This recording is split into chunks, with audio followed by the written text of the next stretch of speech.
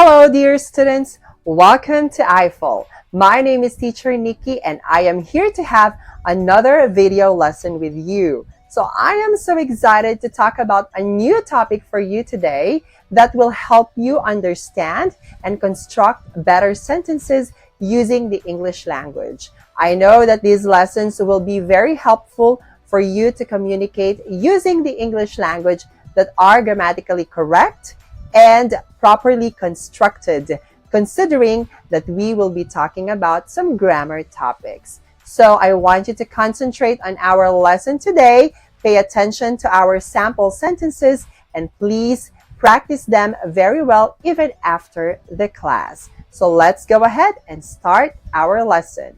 Let's go. So, for this video, we are going to talk about the last modal verb that we have for this topic. Okay, so we will be discussing have got to. So, what is have got to really? So, it says here that have got to is used to express necessity and obligation. In fact, it is almost similar with have to. So, like for example, drivers have got to get a license to drive a car in the US. This is necessity. It is needed. Okay. Next one, I have got to be at work by 8:30 a.m. It is a duty or an obligation to do. Okay. So that's why we have got to. Now, I would like you to think more of sentences where we can use have got to, that means necessity, and have got to for obligation. Okay? So please think of this very much so that you can create your own effective sentences. All right. Now, for us to better understand more functions of have got to, let's go ahead and discuss these table here. So we have the present, past, and future. We're in the positive and the negative forms. So the first one we have got to, talking about necessity, something that is needed. Okay. So for the first one, number one, we have the present tense. So people have got to be on time if they want to get a seat in the crowded theater. So this sentence pertains about the present, okay, necessity. Now, for past necessity, we have to shift to have to and make it past. Then it will be had to be. Okay? You had to be on time if you wanted to get a seat in the crowded theater. Okay? Now, for number three, you have got to be there on time tonight. Future.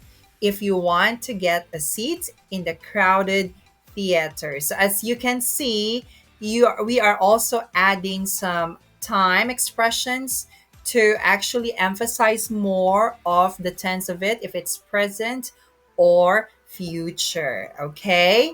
Now, for the negative form of this one, we just all have to shift to have to because we will use don't have to for present, didn't have to for past, and won't have to for future. So let's see some more examples that we have here.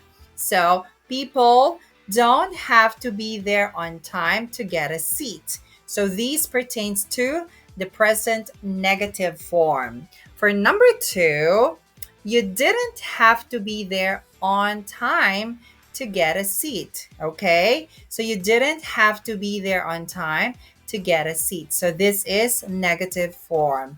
And for number three, we would use won't. You won't have to be there on time to get a seat. So in fact, you can also use have to and must, okay, to replace some of our sentences here to talk about necessity. All right? Now, the next one for haven't got to, okay, this is like future obligation, but it's just for the negative form, okay? Haven't you got to be there by 7? This is like a question for future obligation. And the next one here is, haven't you got to finish that project today? Haven't got to is primarily used to talk about future obligations. It can be used in statements, but this is less common. So don't you worry, since this is less common, so we can replace that using don't you have to. Like, for example, don't you have to be there by 7? Don't you have to finish that project today? Okay. So in this case, you would just have to replace haven't you got by don't you have to. Okay. So I hope that is very clear for our modal verb here, have got to. Okay.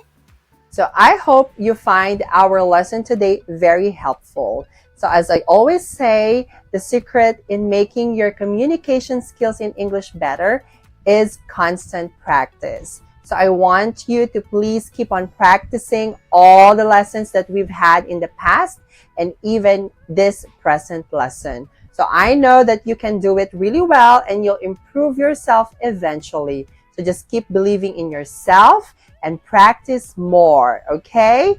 Now, please stay tuned to our more lessons here in I-Fal, and please visit our website that I will flash on the next screen.